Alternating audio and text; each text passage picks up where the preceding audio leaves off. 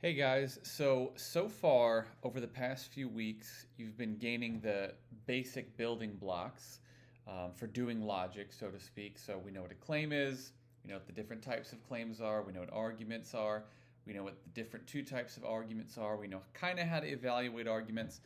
So the next step in doing logic requires us to do something with symbols. And that's why the lesson is called Symbols and Symbolization. Um, but instead of just telling you, let me kind of show you, because I think that'll make things a bit clearer. So I'm going to write here two different claims, right? First claim, let's say,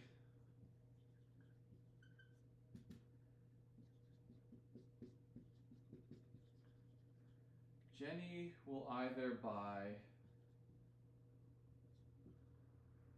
a Roku or Apple TV. Okay, that's straightforward. And let's say over here we say Bob will either vote for Biden or Trump.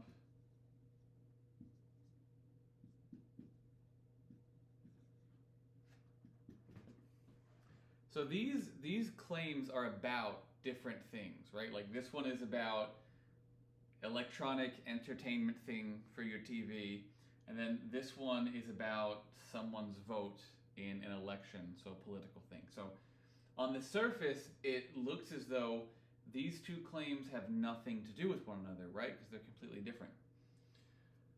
Now, one of the things that happens in logic as we kind of move later and later in the semester is we see that there are ways of understanding claims and arguments and evaluating arguments that don't require you really to know what the argument is about.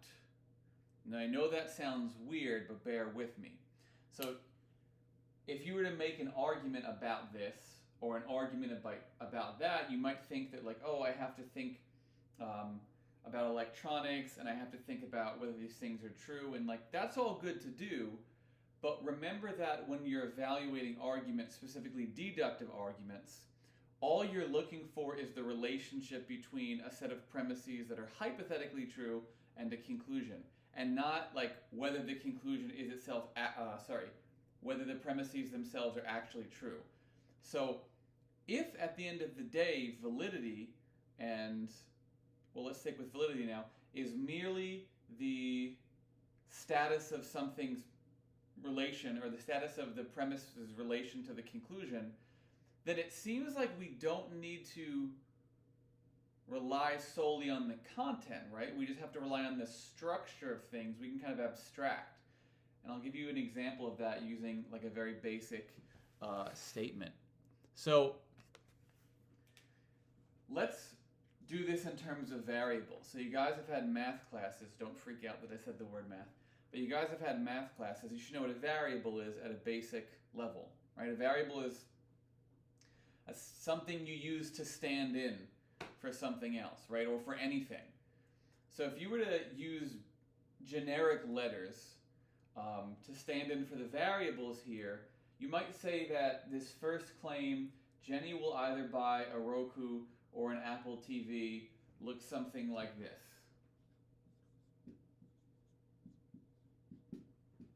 A or B, right? And then if you look at the other claim, Bob will either vote for Biden or Trump, well, that kind of looks like the same thing. It's A or B. So despite the fact that these two claims are about different things, they wind up sharing this interesting similarity with regard to their structure, right? Their abstract form. Another way of saying this is that although they differ with respect to their content, right, in the stuff they're about, they're identical with respect to their general form. And this distinction is important not only for just claims, but for arguments, right? Because claims are the building blocks for claims. So let's say that you wanted to make an extended argument here, and you just said, oh, well, the first premise is this. And then the second premise is she won't buy a Roku. Right? And so you conclude from that necessarily what? That she will buy an Apple TV.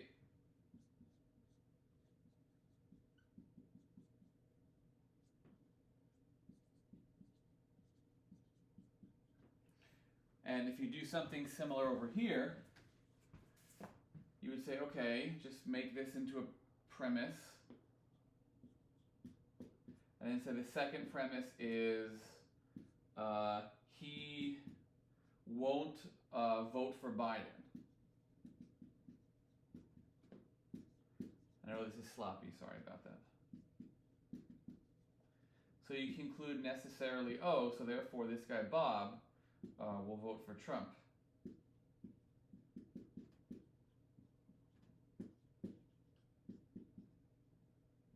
Again, these two arguments are about totally different things, but if you take a step back and just want to look at their structure, you see that they both follow the same pattern. And the pattern would be something like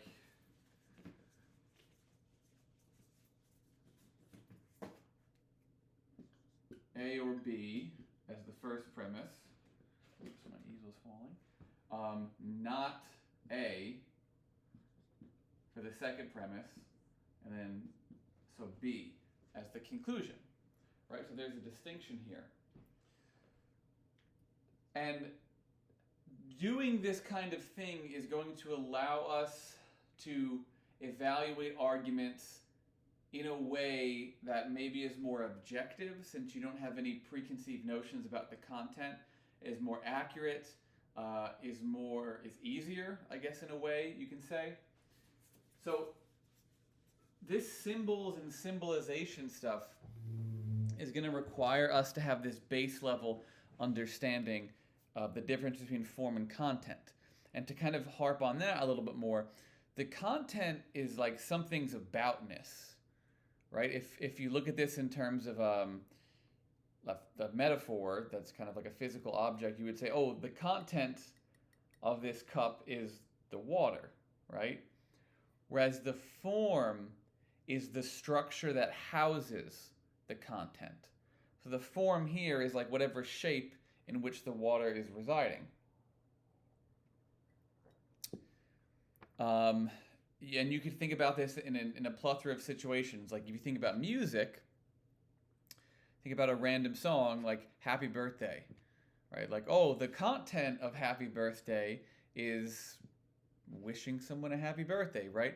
But the form of the song is more so the melody in which that message is housed, and not just the melody, like the mode of the piece, if you know anything about music, or the key, or things like that. And I'll give an example where it's easier, because Happy Birthday isn't like an in-depth song that we could talk about. Let me think of something kind of random off the top of my head.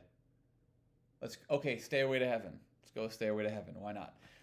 So, Stairway to Heaven, song about person, drug addiction, or something like that, right? But the form of the song has nothing to do with the content, right? The form of the song is contentless. It's just the structure.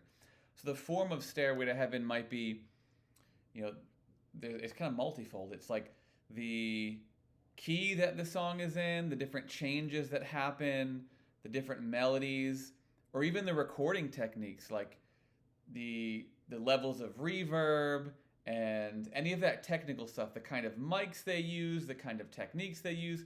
So all of that is the form, and the form is the thing that presents you with the content, right? Or if you talk about YouTube, you hear the phrase content creators, right? So YouTube, the format is videos, right, of a certain kind that are presenting you some aboutness. So the content is always the aboutness, and the form is always the structure that holds the content. And you could think of this in a bunch of different ways, and if you have trouble with that distinction, just remember that thing we put there. What you're doing is, so you have concrete stuff, and you have a claim about concrete stuff.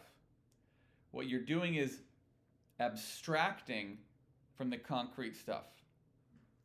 Or in other words, not merely talking about particular things out in the world, but really thinking about the relation between the variables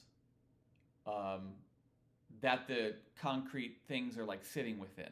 And I know that kind of sounds weird, but when you say A or B, you're not talking about anything in particular, right? It's not like a concrete thing. You're just saying, oh, all right, well, A or B, and you know that not A, so you know B, rather.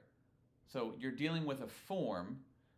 You're dealing with something that's not tangible, right? Like you don't bump into math problems is another way of speaking of it, right? Like 2 + 2 is 4. These are hypothetical, abstract things. They're not concrete things in the world.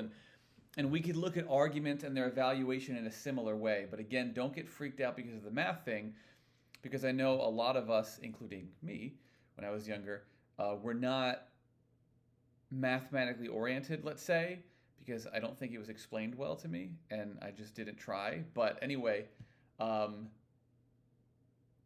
the things we're going to be doing kind of look like that. But don't make it, so for me, I feel like math always looked like a foreign language on the board, and so I was panicking. But I promise this is not going to happen if you stay focused, and it's going to be fairly simple. As long as you remember that we're just going to be choosing letters that stand in for anything and symbols that stand for a certain function. Okay, so there are 3 main claim types that we're going to be talking about, and then 1 modifier to the claim types. And maybe something you're thinking right now is like, wait a second. Didn't we already talk about claim types when you said there's empirical claims, rational claims, value claims? Yes, but now we're going to talk about, as I joke in the PowerPoint, a different type of type. Right? So those claim types were types with regard to like their epistemic status, right? With regard to the type of justification that exists for them and what they're about. So empirical claims are about stuff out in the world. Verified or falsified by means of the senses. Rational claims are about concepts and conceptual relations, and are verified or falsified via reason, right? So those are like epistemological types. But the types this time are more like, you call them functional types or structural types, you can, whatever helps you. But they're just types with regard to like what the statement does, rather than what it's about and how you would go about verifying it. So sometimes you make a statement that looks something like this. If Bob goes to the store, then he'll buy cookies.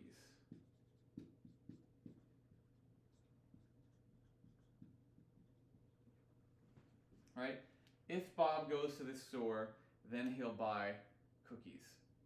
And if you were to kind of abstract from this and look at a general form, and let's instead of using random letters, let's use letters that make sense. So let's use B for Bob and C for cookies. So essentially what you're saying here is, if B, then C, right? That's not hard. And notice how there's a kind of condition that's set for the statement, which is that if B happens, then C has to happen, right? Like there's no way for B to happen without the next thing following. And it's for this reason that these types of statements are called conditional statements or conditional claims, right? Because they're claims that impose a certain kind of condition that invokes like a relation between multiple variables. So if a first thing happens, then a second thing happens. What you're saying is that that second thing must happen if the first thing happens. That's the condition. Not the opposite, right? You're not saying that C could only happen if B happens. That's different. That's another type of statement that we're not even going to get to in this class. But you're just saying if the first thing happens and the second thing happens. But there's some words we can use that will make this cleaner sounding and less clunky. So this first thing, right, there's the first part of the conditional statement, and then there's the second part of the conditional statement. And by the way, let me get this out of the way early. When you do logic, for whatever reason, logicians like to use the letters P and Q. So just know that, right? So we're always going to see that. So you're saying if P, then Q. And the first part of this conditional statement, this guy is called the antecedent. And this guy over here is called the consequent. So a conditional statement is if antecedent, then consequent. And the easy way to remember that is that ante means like before, right? Or from the outset, right? Or first or something like that. Whereas consequent, what does that sound like? Consequence, which is an after thing. So the easy way to remember is ante first, consequent second, because it's the consequence. So what you're saying in a conditional statement is if the antecedent happens, the consequent has to happen. Now, where do the symbols come in? All right. So the way you represent this type of statement symbolically in logic, it's very easy. You may see it in different forms. We're going to use one that I think is the easiest. Is you say P, arrow, Q. So if you see this, a P, an arrow, and then a Q, that means if P, then Q. Right? The arrows infers some kind of implication, right? Like P implies Q. That's what that means. So if you want to use the letters that accurately represent this again, which will make things easier, you would say, oh, if B, then C. It doesn't matter. You could say X and Y, A and W, doesn't matter. Right? The point is, if antecedent, then consequent. And that's what a conditional statement is. But clearly, this type is not exhaustive of claim types, right? Like, there are other types of claims we make that aren't just conditional statements. How about the one we started with in the beginning, about the Roku or the Apple TV? All right, let's write that back up here. So you say, again, Jenny will buy either a Roku or, that's not an R, or an Apple TV. Right, so in essence, what you are saying is either the Roku or the Apple TV. So you would say R or A. And the question now is, well, what symbol represents that? Easy. It's a little V, right? And they don't have to be that spaced together. So you would just say like, oh, this statement is saying R or A. And when you're writing this in your computer, you could just do like a lowercase v or something like that, right? And the other one, you could just do an M dash and then the sideways caret. There are different ways if you can Google how to do these. But yeah, so this is RA. Shall either by this thing or this thing. And this type of statement is called disjunction or a disjunctive statement.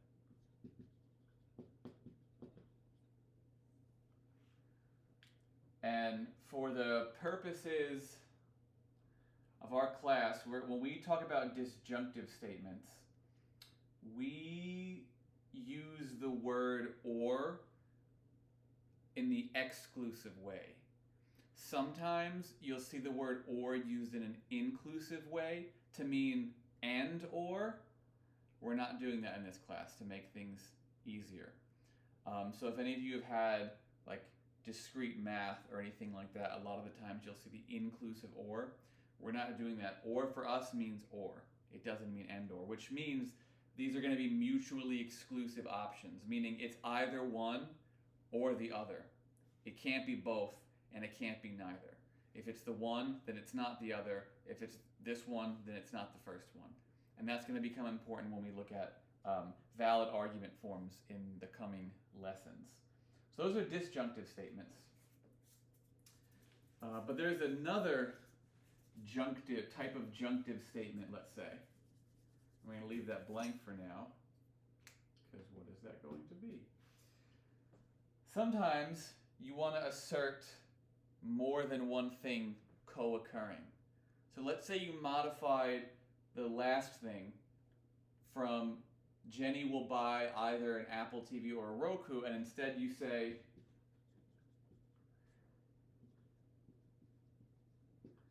Jenny bought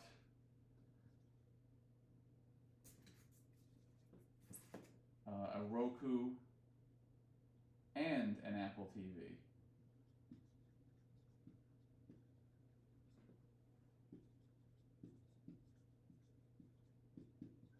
So this is different.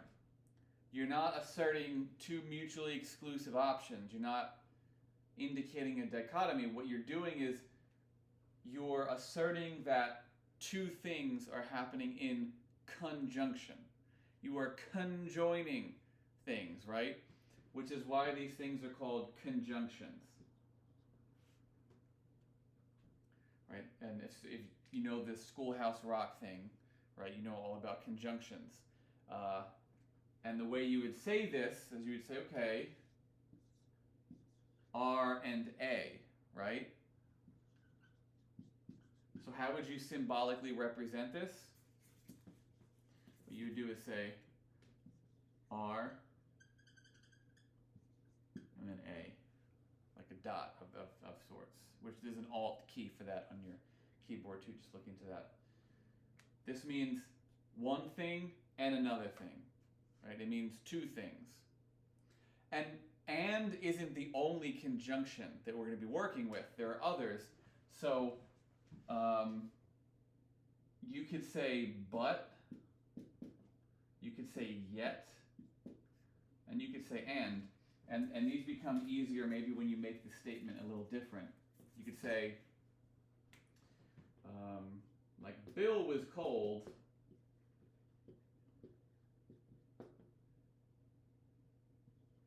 and he took a shower. Right? And in this case, you're saying, okay, he was cold, and he took a shower. But you could say, oh, Bill was cold, but he took a shower.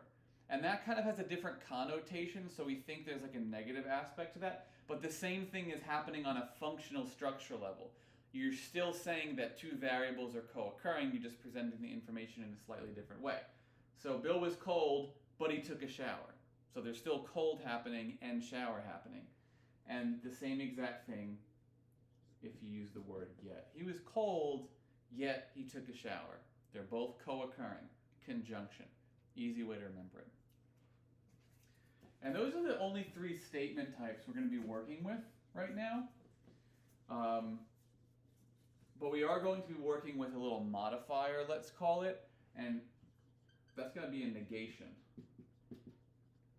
And a negation, very simply, is when you put not in front of something.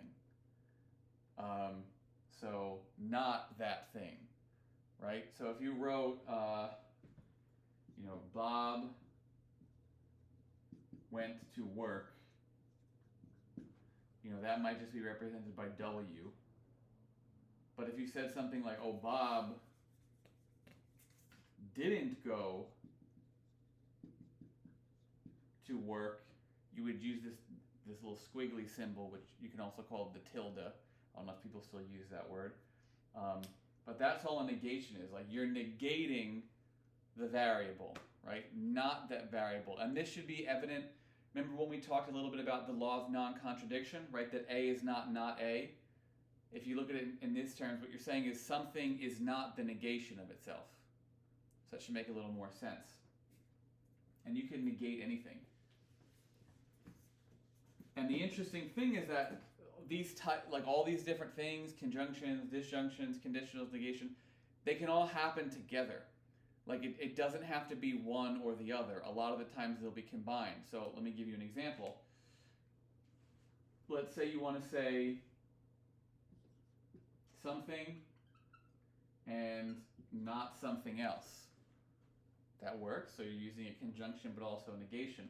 Or maybe you want to say, if something happens, then something else won't happen. And you can combine even the claim types too. So maybe you want to say, if either X or Y happens, then Z happens, right? And notice how I put the parentheses. When you use more than one, like function, let's call it, you have to insert parentheses because it makes it clearer, but also because if you don't, it can screw up the way you interpret the sentence. Like if you remember anything about order of operations in math and all that good stuff, it's kind of related. So if you had just said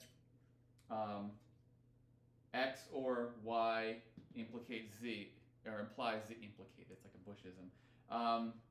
X or if Y then Z, like how do you know whether that's this or this, right? So you want to indicate clearly the one that you mean, right? It's like either X or if Y then Z, and that's different from saying if either X or Y then Z. So you want to be clear, and let's just do one that, what's the phrase? You throw the whole kitchen sink in it. Let's do one that utilizes close to everything. So let's say, if A and B, then either W or not Y. Right? Maybe you get something like that. And that one uses everything. So you make it stuff that looks like this, you make it stuff that looks like this, you make it stuff that looks like this, you may get other things. But at the end of the day, the point is they always have the same meaning. Don't get intimidated. And, if then, or, not. That's it. And the variables don't really matter. What I would advise you to do is to pick variables based on what the sentence says so that it makes sense. So you could just do like, A, B, C, but it's a lot easier to use ones in the sentence. So like in the Roku Apple TV example, you could use like R and A instead of X and Y because it makes it easier to follow. And then it lets me know that you're picking up on the right things to become variables. So that is definitely stuff to keep in mind. And I think that is it. So the basic idea of this lesson is to understand that when we're understanding and evaluating arguments, we don't always look at the content, or we don't always have to do that depending on what we're looking for. We could abstract from the content, look at the general form of the argument or the statement, and these things help us. Now, we didn't look at any specific argument forms yet. Notice that? That's for the next class and the class after that. So far we've only been working with like single claims or single statements. So focus on that for now. Focus on, and this is what the assignment is, focus on trying to convert claims into symbolic form. Don't worry about arguments now. You're not going to be getting any of those. Right, so that is it. As always, if you guys have any questions, reach out via email or sign up for office hours.